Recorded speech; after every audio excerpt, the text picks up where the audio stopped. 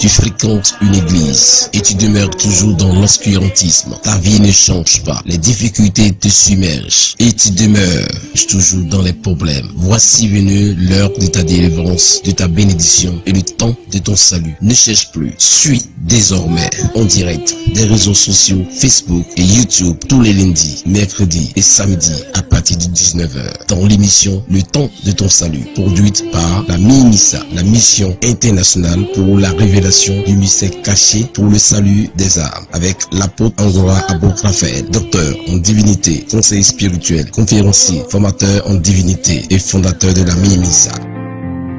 Je te dis. Aujourd'hui, ils ont fait des limitations qui a posé l'usage de l'huile d'onction, l'huile d'olive, l'usage de l'eau, l'usage d'encens, l'usage des choses chanel qui expriment nos activités spirituelles afin que l'église est le niveau du fétichisme.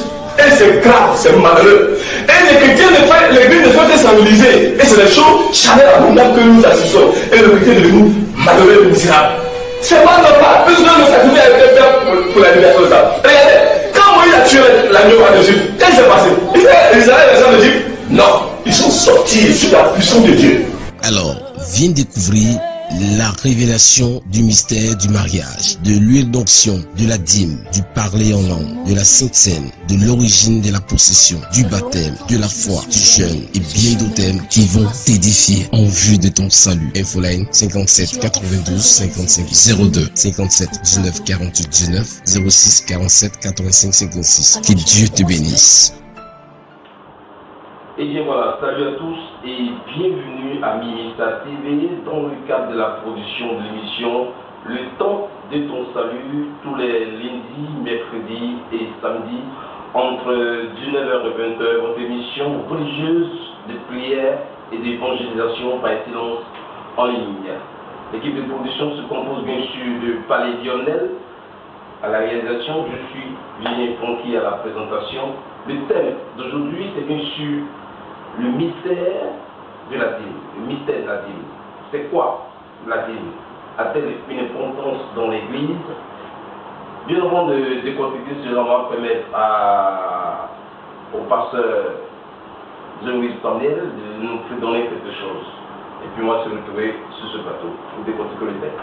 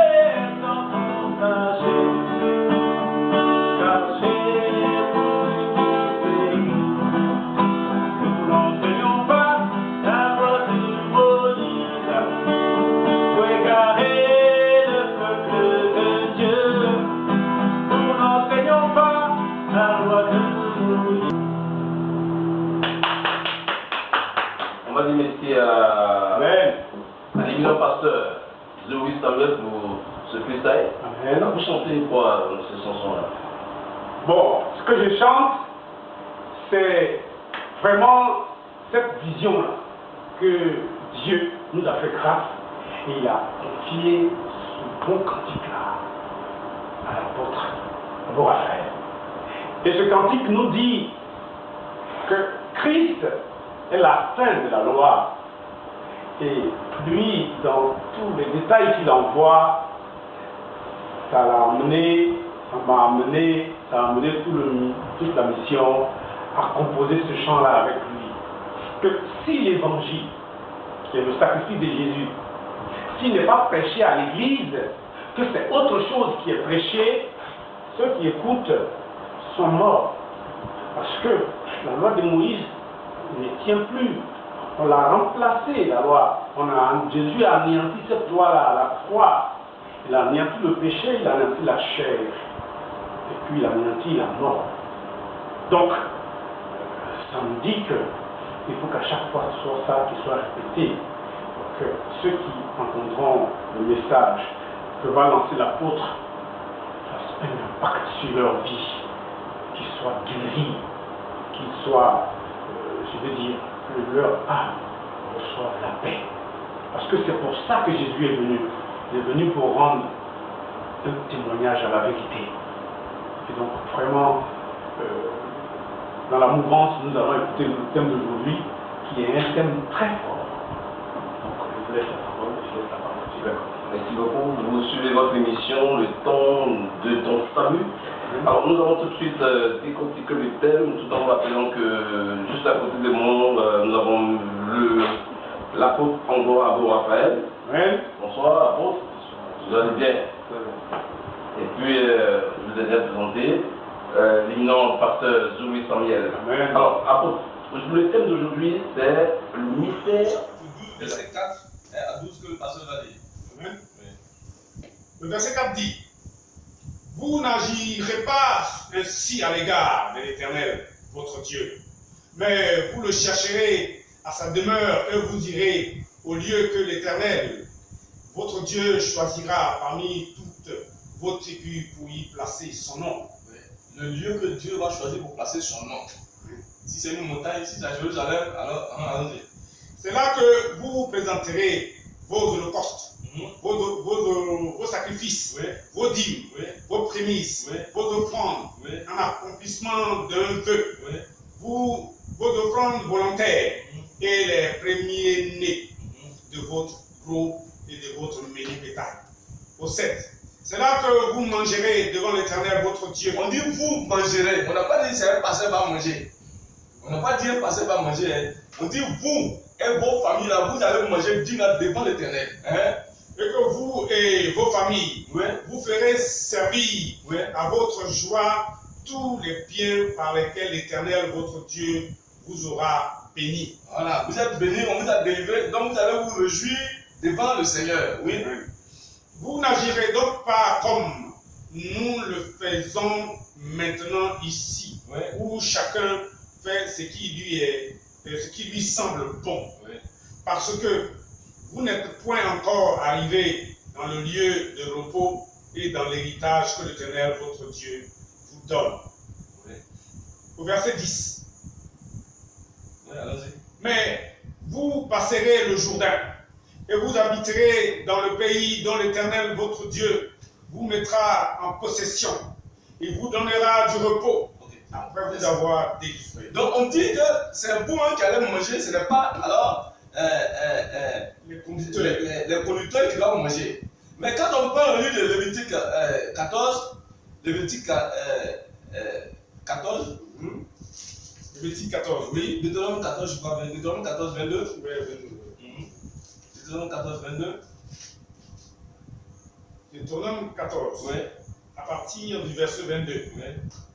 Tu lèveras la dîme Oui. de tout ce que produira ta sémence, Oui. de ce que t'apportera ton champ chaque année. Oui. Et tu mangeras devant l'Éternel ton Dieu, Oui. dans le lieu qu'il choisira Toi-même tu mangeras. pour Oui. y faire résider son nom. Oui. La dîme de ton blé, Oui. de ton mou Oui. et de ton huile, et les premiers-nés de ton gros et de ton menu bétail, Oui. afin que tu apprennes à craindre toujours l'Éternel ton Dieu. C'est ça. 24. Peut-être lorsque l'Éternel ton Dieu t'aura béni, le chemin sera-t-il trop long pour que tu puisses transporter la dîme à cause de ton éloignement du lieu Oui. qu'aura choisi l'Éternel ton Dieu pour y faire résider son nom? Alors tu échangeras ta dîme contre de l'argent. Tu scelleras cet argent dans ta main et tu iras au lieu que l'Éternel ton Dieu aura choisi. Au 26. Là, tu achèteras avec l'argent tout ce que tu désireras, des bœufs, des brebis, du vin et des liqueurs fortes, tout ce qui te fera plaisir. Toi-même. Tu mangeras devant l'Éternel ton Dieu Oui. et tu te rejoueras, Oui. toi Oui. et ta famille. Oui. Au 27. Tu ne délaisseras point le lévite Voilà, qui voici. sera dans tes portes. Le Lévite, ce sont ceux qui vont en train de faire sacrifice. Quand tu envoyais les animaux là, c'est les Lévites qui vont faire sacrifice. Donc on dit, il ne faut pas les délaisser. Parce que quand on partageait la terre aux 12 tribus, l'héritage c'était pour faire les sacrifices. Amen. Donc on dit, quand tu veux manger là, il faut te souvenir d'eux, pour ne pas les négliger. Donc aujourd'hui, le pasteur dit qu'ils sont Lévites. Donc c'est à eux qu'on doit donner alors ce n'est pas, on dit toi-même là, il faut manger ta dîme, il faut te réjouir, on n'a pas donné à un pasteur. Mais on dit, il faut se souvenir des Lévites. Ouais. Donc mes frères, on comprend aujourd'hui qu'on n'a pas dit de donner dîme là à un pasteur. Mais comme on est ensemble là, ils font le travail là, donne-leur un peu. Ils sont aujourd'hui comme les marabouts, les péticheurs. Quand tu travailles, ils font le travail après, tu viens manifester la reconnaissance, on tient un peu. Sinon, ce n'est pas, on n'a pas dit de donner ta dîme là au pasteur. Oui, allons-y. Car il n'a ni part, Oui. ni héritage avec toi. Au 28. Au bout de 3 ans. Ok, merci. Donc on dit de ne pas délaisser les Lévites. Ça c'est la dîme qu'on prélève, qu'on donne. Mais on dit, ce n'est pas à donner à quelqu'un, pas de donner à quelqu'un. On dit toi-même. Donc nous allons toucher encore la troisième partie, la dîme que les gens utilisent beaucoup, Malachie. Oui, envoyer la dîme dans la maison de Dieu. La dîme, c'est un enseignement qui est très très très vaste. Donc je pense qu'on aura l'occasion encore de revenir dessus. Parce qu'on a aujourd'hui, nous sommes sur Malachie, on a fini l'autre niveau. Donc, mes frères, envoyer dîme là, on dit envoyer prémisse, et on dit envoie ton premier salaire, envoie tout ça là. Mais les animaux, pourquoi on n'envoie pas ça là-bas? Dans l'église là, on envoie les animaux là-bas, les brebis, les agneaux, les taureaux, tout ça, ils vont manger là-bas. Mais pourquoi ils ne vont pas? La parole de la loi, c'est très terrible. C'est ce que là nous parle, nous en avoir accompagné une vérité spirituelle. Ce n'est pas se focaliser sur les choses de la loi et puis commencer à marcher dessus. Non, non. Malachie 3, que les pasteurs utilisent beaucoup, verset 7 à 11, il envoie la dîme dans la maison de Dieu. Envoyez, vous êtes frappé de malédiction parce que vous ne pouvez pas dîme. La maison de Dieu là, est-ce que c'est bâtiment? Hein? Oui, lis Malachie 3. Malachie 3 à partir du verset 7. Oui. Depuis le temps de vos pères, Oui. vous vous êtes écartés de mes ordonnances. Oui. Vous ne les avez point observées. Revenez à moi et je reviendrai à vous, dit l'Éternel des armées. Et vous dites, en quoi devons-nous revenir? Un homme trompe-t-il Dieu? Car vous me trompez. Et vous dites, en quoi avons-nous trompé? Dans les dîmes et les offrandes, vous êtes frappés par la malédiction et vous me trompez, la nation tout entière. Apportez à la maison du trésor toutes les dîmes, afin qu'il y ait de la nourriture dans ma maison. Mettez-moi de la sorte à l'épreuve, dit l'Éternel des armées, et vous verrez si je n'ouvre pas pour vous les écluses des cieux. Mais c'est quoi on appelle maison de Dieu? Ça c'est le bâtiment. C'est l'église là, bâtiment. Prenez Isaïe 66.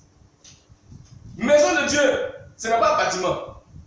Si Dieu ne se contredit pas, quand on dit avoir la dîme dans le Dieu, ça veut dire que toi-même là, il faut t'offrir toi-même à Dieu.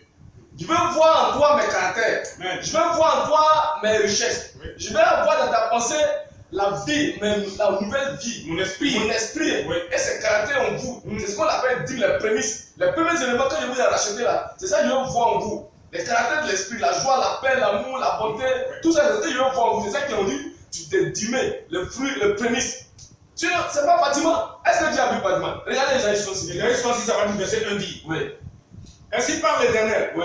Le ciel est mon trône. Le ciel est mon trône, oui. Et la terre mon marchepied. Oui. Quelle maison pourriez-vous me bâtir? Et quel lieu me donneriez-vous pour demeure? Donc, Dieu ne peut pas dire, envoyez ça dans ma maison. Et puis lui, il dit, est-ce que moi j'habite dans la maison? Donc Dieu se contredit? Jamais. Donc il faut comprendre, maison, quand on dit maison là, c'est qui alors? C'est quoi on appelle maison? La maison, ce n'est pas un bâtiment. Dieu n'habite pas dans un bâtiment. Oui. Quand nous prenons le livre de Actes 17. Acte 17. Verset 24 à 25. Acte 17. Je vous dis, Dieu n'habite pas dans une maison faite par la main de l'homme. Non. C'est toi, nous, on a une maison de Dieu. C'est nous qui sommes le temple de Dieu. Oui, allons-y. Acte 17. À partir du verset 24. Oui. La Bible dit, Oui. le Dieu qui a fait le monde Oui. et tout ce qui s'y trouve, Oui. étant le Seigneur du ciel et de la terre, Oui. n'habite point Oui. dans des temples faits de main d'homme. Jamais. Il n'est point servi par des mains humaines. Jamais. Comme s'il avait besoin de quoi que ce soit. Lui qui donne à tous la vie, la respiration et toutes choses. Mais frère, Dieu a besoin de quoi? Toi, ton matériel. Jamais. Non. C'est toi-même Dieu a besoin. C'est toi-même. Amen. Dieu a besoin de ton âme. Dieu veut voir sa vie en toi. Il t'a racheté. Il a payé le prix. Il a envoyé son fils payer le prix pour qu'on ait la vie. Je veux voir en toi l'œuvre que j'ai fait là dans ta mémoire, dans ta pensée, que tu es en train de penser à ça. Pour que mon esprit là demeure en vous, mon caractère demeure en vous. Pour que vous soyez dans la joie, vous soyez dans la paix. Vous réjouissez toujours. Mais ce n'est pas des choses charnelles. Mais tu ne vois pas Dieu. Comment tu peux prendre quelque chose charnel pour dire que voici Dieu, voici ça pour toi? Est-ce que Dieu est fétiche? Dieu n'est pas fétiche. Donc Dieu n'habite pas, il n'est pas servi par une main humaine, il n'habite pas dans une maison faite par les mains de l'homme. Dieu n'a pas besoin de notre achat. Dieu a besoin de nous-mêmes. De nous-mêmes. Alléluia. Amen. Donc, je pense qu'on aura l'occasion de continuer. Hein? C'est un thème assez vaste. C'est un thème vaste, oui. On va le faire en Plusieurs étapes. deux étapes. Deux étapes, c'est possible. Alors, on va aller rapidement avec une session musicale et puis on va aller avec un questionnaire. De sorte à permettre à tous ceux qui sont en train de nous suivre de mieux s'imprégner de ce thème.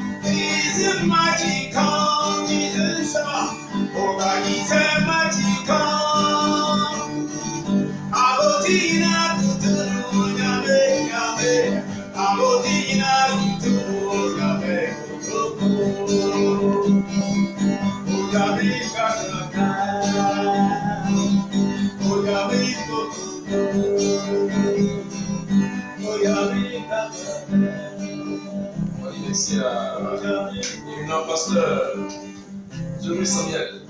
Alors, on va aller rapidement avec les surtout pour le temps, c'est vraiment le thème de cette émission, donc on va aller avec les différentes questions. La première question que je vais vous poser tout de suite, c'est qui Melchisedec? C'est qui Melchisedec, la Bible nous dit qu'il n'a ni père, ni mère, ni généalogie sur cette terre. Donc il nous dit qu'il est comparable à Fils de Dieu. Fils de Dieu, c'est qui? Jésus-Christ. Jésus-Christ est quitté le royaume et il vient ici. Il n'a pas de descendants sur terre.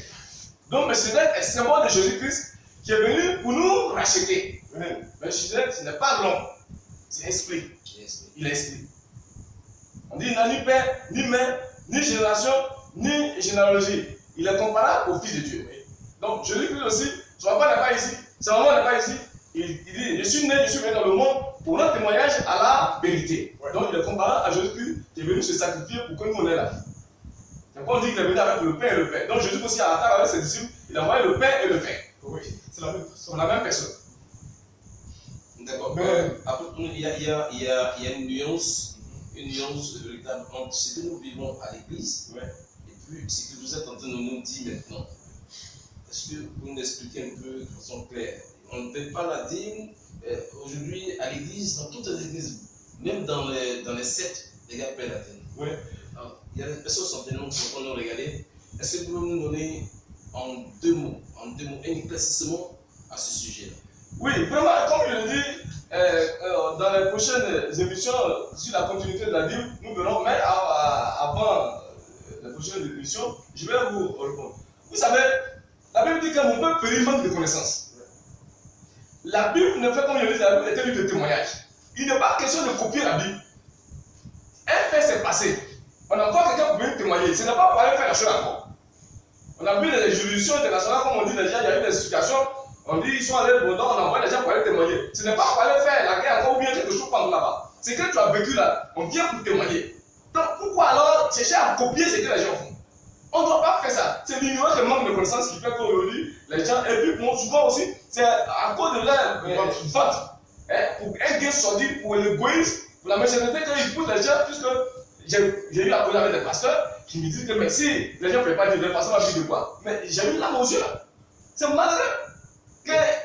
Ce système-là, il est universel. Est-ce que vous pouvez, s'il y a, ça peut avoir une force, ce que vous êtes en train d'enseigner aujourd'hui, est-ce que ça peut prendre forme véritablement? Mais oui, il faut que ça prenne forme. En tout cas, pour ceux qui veulent se sauver, ça doit prendre forme. Oui. Parce que je vous dis que la suite est fatale, la suite est grave.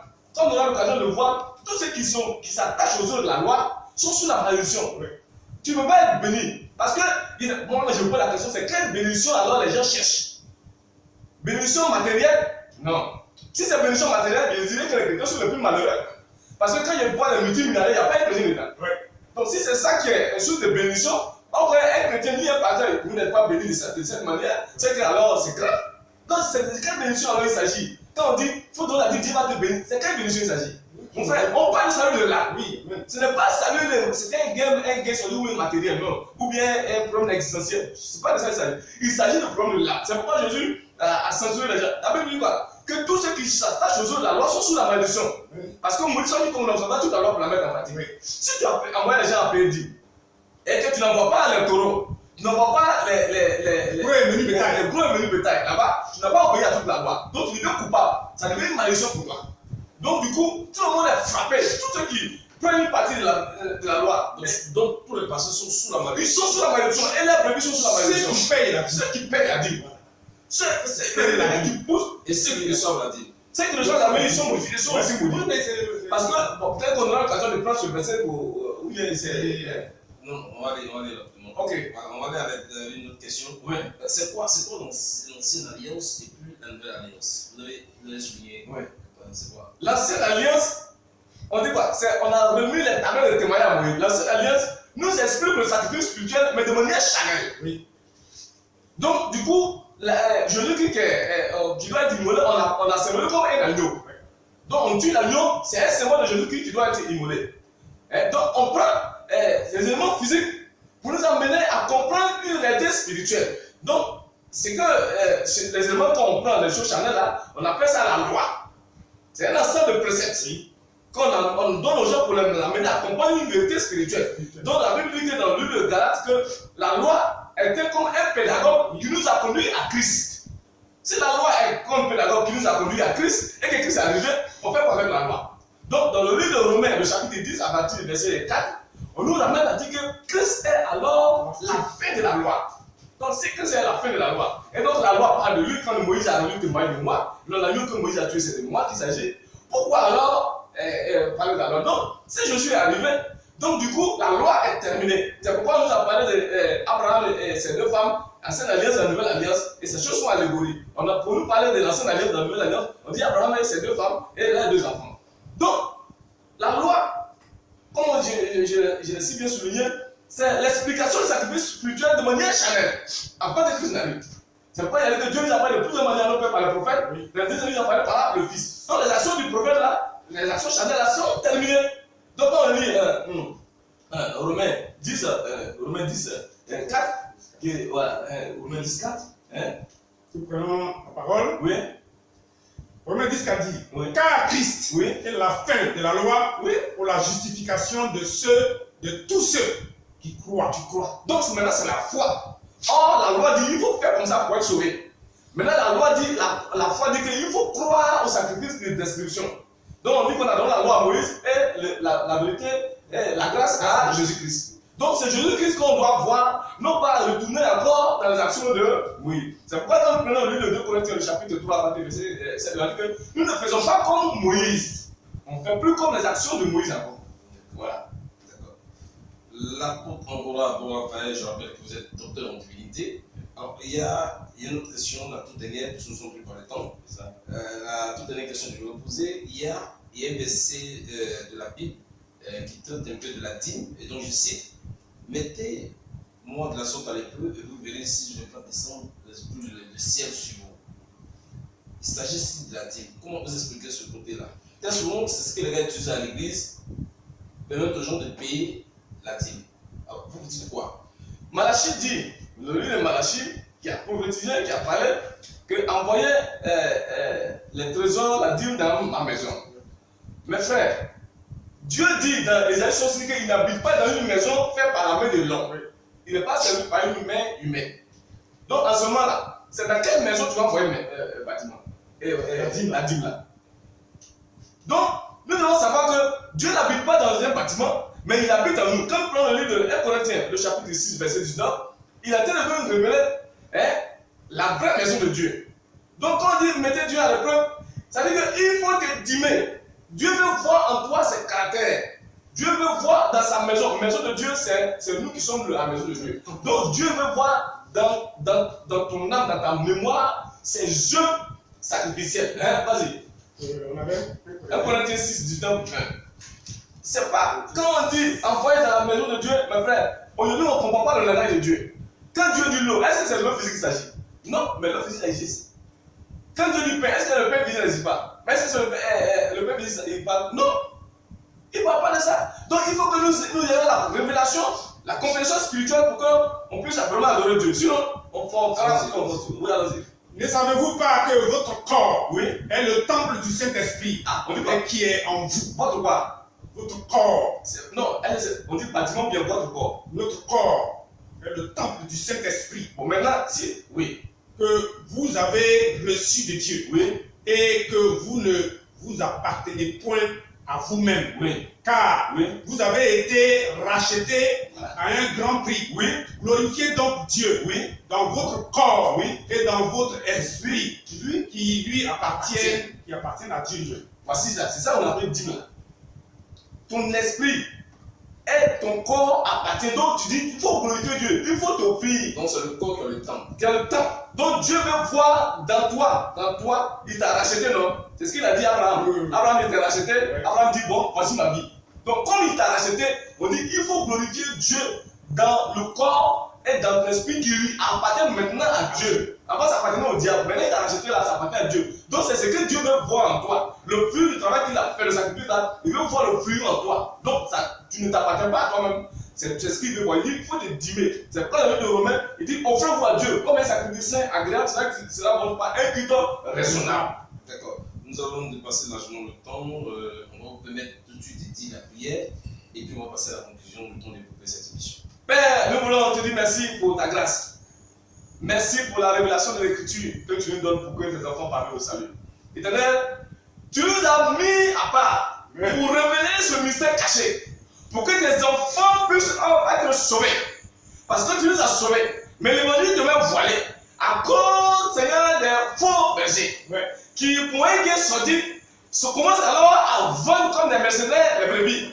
Seigneur, je prie, afin que cette parole qui vient de retentir dans la mémoire, dans la pensée, permet que l'esprit qui sort de cette parole-là, Seigneur, puisse bouter loin de leur pensée tout ce qui est adoration charnelle, tout ce qui est obéissance de la loi. Non, parce que Christ est l'enfant de la loi. Christ s'est immolé, il s'est sacrifié pour détruire la loi, afin que nous adorons Dieu en esprit et en vérité. Je te glorifie parce que tu les délivres de la chaîne de la loi, de la chaîne de la malédiction, pour qu'ils parviennent au salut vrai. Que ton nom se soit glorifié, au nom de Christ ressuscité. Amen. Amen. Voilà qui mettait à cette émission, était rendue possible grâce à Palais Lionel, juste derrière les caméras, à la réalisation de cette émission.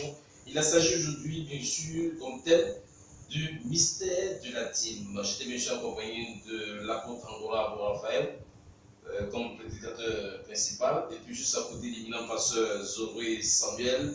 Je suis Vivien Fonki à la présentation de cette émission. On va vous souhaiter une très bonne soirée et puis on va se retrouver la semaine prochaine. Merci. Tu fréquentes une église et tu demeures toujours dans l'obscurantisme. Ta vie ne change pas. Les difficultés te submergent et tu demeures toujours dans les problèmes. Voici venue l'heure de ta délivrance, de ta bénédiction et le temps de ton salut. Ne cherche plus. Suis désormais en direct des réseaux sociaux Facebook et YouTube tous les lundis, mercredis et samedis à partir de 19h dans l'émission Le temps de ton salut, produite par la MIMISA, la mission internationale pour la révélation du mystère caché pour le salut des âmes, avec l'apôtre Angora Abo-Raphaël, docteur en divinité, conseiller spirituel, conférencier, formateur en divinité et fondateur de la MIMISA. Je te dis. Aujourd'hui, ils ont fait des lépitations diapositives. L'usage de l'huile d'onction, huile d'olive, l'usage de l'eau, l'usage d'un sang, l'usage des choses charnelles qui expriment le sacrifice spirituel afin que l'église devienne comme du fétichisme. Et c'est grave, c'est malheureux. Et les chrétiens l'église ne fait que s'enliser. Et c'est des choses charnelles abondables que nous assistons. Et le chrétien est devenu malheureux et misérable. C'est pas normal, puisque le sacrifice a été fait pour la libération de ça. Regardez, quand Moïse a tué l'agneau en Égypte, qu'est-ce qui s'est passé? Israël les gens d'Égypte? Non, ils sont sortis sous la puissance de Dieu. Alors, viens découvrir la révélation du mystère du mariage, de l'huile d'onction, de la dîme, du parler en langue, de la sainte scène, de l'origine de la possession, du baptême, de la foi, du jeûne et bien d'autres thèmes qui vont t'édifier en vue de ton salut. Infoline 57 92 55 02 57 19 48 19 06 47 85 56. Que Dieu te bénisse.